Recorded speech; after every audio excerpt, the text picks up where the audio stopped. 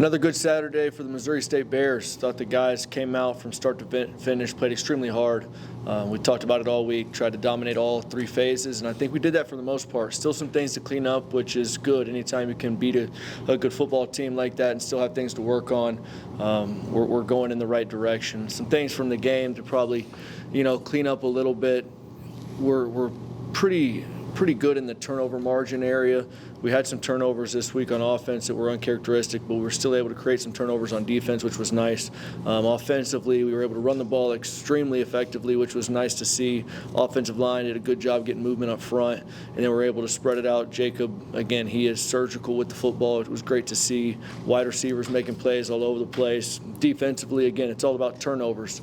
We were able to affect the quarterback, get him on the ground a few times. We were really, really good on third down, which was nice to see. Third and fourth down, for the most part, were nice. The guys played extremely hard. Grant Burkett, our punter, surpassed 10,000 yards punted, which is, the number is just huge. That's pretty crazy. But apparently the number one, I think, is at 12,000. So it might be a tough ask, but we'll keep working there. Overall, again, excited about our football team. The guys are in a good place mentally, excited about what's at hand, and excited to go on another road trip. We are road warriors. We have 7 road games this fall. This one will be in Murray State, and we're excited about the opportunity to go down and compete. If you punt on first down, you can give him more opportunities to break that record. Yeah, I'll run that by Nick and the guys. I don't know how that one's going to go over, but you are right. But don't say that very often. Just going back and looking at the game, there's some, the offense probably wasn't as clean as you wanted it to be sometimes. Southern Illinois was able to get some things going a little bit more offensively in the second half. Just what did you see there to where you want to improve this with? Yeah, definitely. In the turnovers, we just got to take care of the football. We talk about it day in and day out throughout our practice prep. It's crucial to success, and it wasn't anything with scheme. It wasn't anything about operation. You just got to take care of the football. And then on defense, they did a nice job. Nick Hill is a really good offensive coach. He's good for the overall program. I like him a lot. I have a lot of respect for him. And they did some good things when we were only rushing 3. They would go man-to-man and have a little rush game with the Q run game, which was nice. Again, it's a good change-up. We were able to answer that and kind of settle in there, stay 4 down. It's always a chess game with SIU. Again, I have tremendous respect for their staff, and Saturday was no different. This is the ground game. Early in the season, we're asking about that when it wasn't going, but now you're seeing Jaden Bax doing some back-to-back 100-plus yard week on here in 7 years. Just what have you seen about the growth of that to where that's another weapon for this offense? Offensively, I think that's just a response to kind of what had been working for us beforehand. We were able to throw for a bunch of yards for the last few weeks, and you've kind of got to make a decision there. Do you load the box? Do you drop out and play coverage? I think that in itself has helped open up some runs. And again, our offensive line has just put in their hearts that they want to move the line of scrimmage and be able to run, and we're doing a good job of it.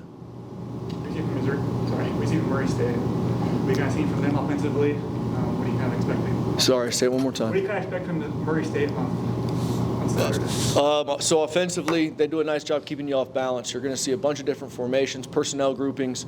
I like their quarterback. He's an athletic guy that can throw it. They've got really good wideouts. We've got to be ready to go on defense, being able to communicate and get aligned and get our adjustments set and settled.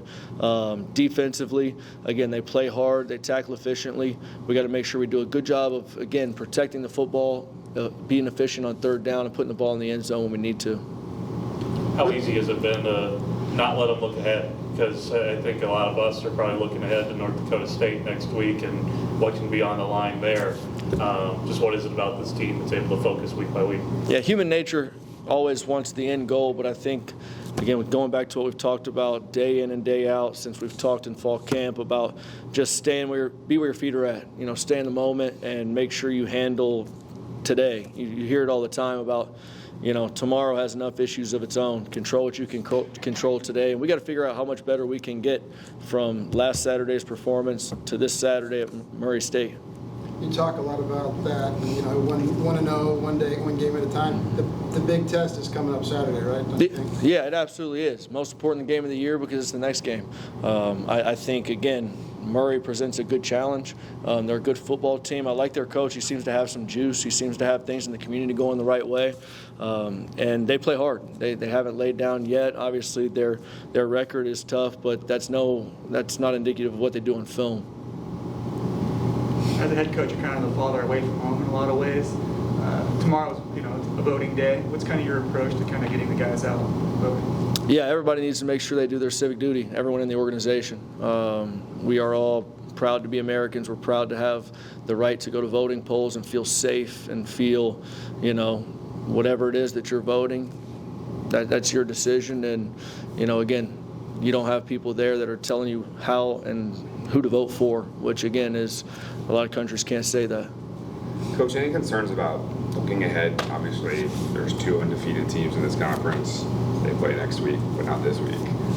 Yeah, I mean, it's natural to kind of see the end goal, but we try to stay in a box here in this program and make sure we handle the day's issues that come about, and we're going to do the best job we can going 1-0 today. The fact that there isn't the postseason to look forward to, has that motivated this team in any way extra? We just got a conference championship, and if I was a betting man, which I'm not, a proponent of either way of that, but my bet would say that the Missouri Valley champion or, first, second, or third, whoever goes off in the playoffs will be the national champion. So I feel pretty good about a conference championship. Ready to talk about that? Seven wins usually gets you in from this league, and you guys are at 7 wins. We're getting close. We're getting close, Wyatt. I think it's we're almost there. I'll talk to you next week. Coach, having a year like this where you've strung together 7 straight wins, could be 8 Saturday, how important for you mentally was it going into the season to, hey, look, we need some major momentum going into next year's big transition? Yeah, I don't think that was a huge deal of it. Again, I was happy with the guys we were able to retain. Again, I always talk about retention and development, and we owe it to those guys to put our very best foot forward. Sometimes we had some conversation here about, do you redshirt, do you throw off the season for the next year? Time is guaranteed to no one. I think perspective is a big thing on taking advantage of the time that you do have and the moments that you do have, and that's kind of been our main focus on, day by day, making sure this 2024 Missouri State football team is the very best we can be. Can you kind of piggyback off Saturday's comments where you talked about how happy and grateful you were to have the loyalty of the men in the locker room? Why does that ring so much more true today than it did in years past? Yeah, it's a totally different feel in that locker room. They're a really great group to be around, and you talk about contract stuff, you talk about different things that are happening in the program. Without players, there's no coach. Without players, there's no contracts to even worry about. We are a player-oriented group. It's about our student athletes. It's about making them the best men, best football players that they can be.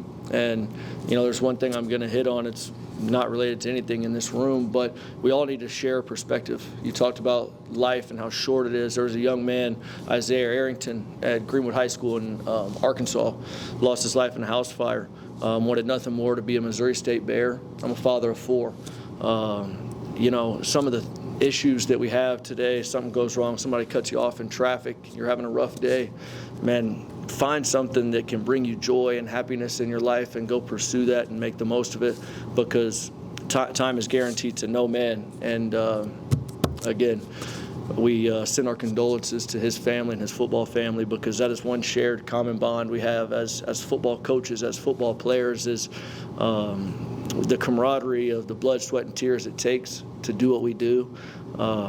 So, you always feel attached to those people that are close to you. Plus, we met the young man. So, again, have some life perspective. Life is good. Make the most of your time that God's given you. And I hope you guys have a great week. That player you were recruiting? Yes. So just passed away recently? Yeah, so he actually he passed in a house fire a few days ago. He and his mom and I believe it was his sister. So I talked to the coach this morning, Coach Young, good guy. it's hard going through those types of things, but when you have a great community around you, that's something that they can rally around and get behind him and his family. Thanks, guys. Oh, I actually was just going to ask you real quick about the fact that every time we're looking at previewing the games, it's like, hey, this was the last time the Bears did this. It was 2001. Like Y2K was just a thing, right? And then this week it was 1990, 1989. Like George H.W. Bush was in office. I don't even know what this week's superlative would be. Like what you guys look. Are you guys having fun with that? Like thinking about what was even going on, like when you last accomplished some of the things that you're doing and how special this has been? Yeah, I love reading about it. You know, you guys seem to be pretty good historians, keeping it fresh on our minds, letting us know kind of where we stand in regards to the history of the program. Again, anytime you can blaze a trail and be the first in a long time to do anything, it shows you're moving in the right direction.